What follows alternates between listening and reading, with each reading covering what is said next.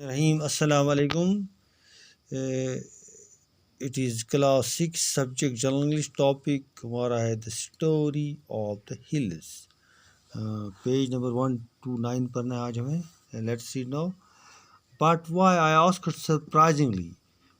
جب لڑکی نے کہا کہ میں سوچ رہی تھی کہ اگر تم میری طرف آؤ گی تو میں آپ کا سر پھوڑوں گی. تو میں نے رائٹر کہتا ہے کہ میں نے حیران ہو کر کہا کیوں. She felt a little awkward.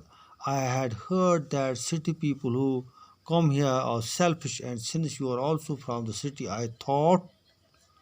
But when I saw that you remain lost in yourself or walking around or writing, I thought that you are some.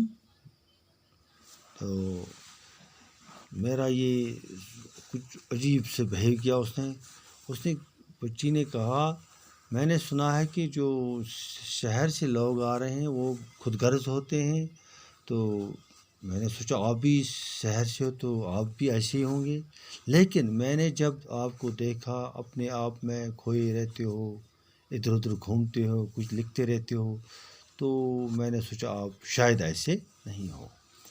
Madcap, I asked her. Already larger had become even larger. She did not say anything but just nodded in affirmation.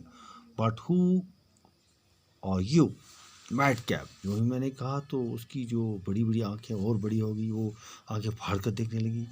تو کچھ نہیں کہا، صرف affirmation نے اپنا سر ہلایا. لیکن اس نے کہا آپ کون ہو؟ A man from the city. میں شہر سے ہوں. That I can see, but what is that you're writing? وہ مجھے بھی لگ رہا ہے، لیکن آپ کیا لکھ رہے ہو؟ Whatever comes to my mind. تو رائٹر کہتا ہے میں نے اسے کہا جو بھی میرے دماغ میں آتا ہے میں لکھتا ہوں. She didn't seem to like this answer. ایسا لگا کہ اسے میرا یہ جواب پسند نہیں آیا. She asked again. اس نے دوبارہ کہا What have you written on that piece of paper? جو آپ کے ہاتھ میں ایک کاغذ کا ٹکڑا ہے اس پر آپ نے کیا لکھا ہے؟ This is a story which I have written. یہ تو ایک کہانی ہے جو میں نے لکھی ہے. Can you read it out to me? کیا تم مجھے پڑھ کر یہ کہانی سناؤ گی؟ اس لڑکی نے کہا. I smiled to myself. مجھے تو اپنے آپ ہنسی آئی. A little while ago she was ready to break my head. And now she is so full of talk. I did not tell her, though, what passed through my mind. تو تھوڑی دیر پہلے تو وہ میرا سر پھوڑنے کے لیے تیار تھی، اب ایسا نہیں ہے. وہ تو اچھے سے میرے ساتھ بات کر رہی تھی، ڈرے ہوئے بغیر، بلا جھجک. اب اسے لگ رہا تھا کوئی ڈر نہیں لگ رہا تھا. I did not. لیکن میں نے یہ نہیں اسے کہا کہ میرے دماغ میں کیا چل رہا ہے. I began to read. میں نے کہانی پڑھنا شروع کر دیا. There is a custom of دوہری in the hilly regions. پہاڑی علاقوں میں ایک رواج ہوا کرتا تھا دوہری. دوہری means reciprocal marriage یا both type of marriage. 10 years had passed since Santo Gadi's wife died. 10 سال ہو گئے جب سینٹو گڈی کی بیوی مر چکی تھی. He could not get another wife only if he gave a girl from his family into the family of his in-laws to be. تو اس کو تبھی بیوی مل سکتی تھی جب وہ اپنے خاندان سے کوئی لڑکی دے سکتا تھا. But Santo had no one except Pattu.